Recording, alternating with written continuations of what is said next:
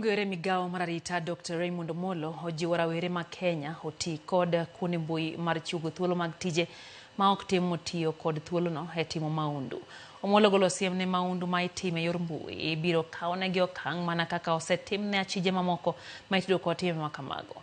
Olose skul sekondar ma oriwo Boys mane Kibiri Ward mantiere Karachuonyo kaunti ma Homa Bay kama ne obagie nyasi mar sidho gudu ne rawere 290 ma otieko tiegruok e weche mag tije mbui. Chenro no nochaki gi Sirkal mokalo e tudruok gi kambi ma tudruok kod ong'we yamo Huawei.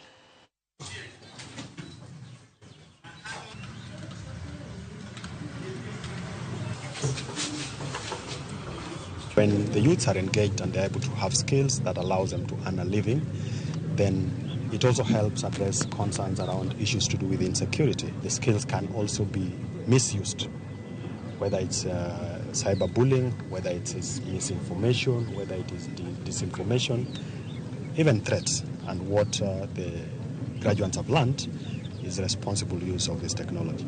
We now work with over 60 universities across the country, as well as many TVETs as part of the Ajira and Jitume program. But for us, we know the most important people we have to reach are not those in university.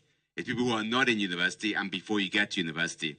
So that's why we have this truck. We really thank our partners like National Youth Council, Kenya National Innovation Agency, the Ministry of ICT, the Ministry of Innovation and others. I'm very glad we had 290 people during the training program in the last 6 weeks. The world is moving to artificial intelligence, and with AI and ICT integration, you will find ICT in almost every sector. Now we are able to be self-employed, to get online jobs. Actually, among the beneficiaries in OT1, 2 are already employed through the data entry.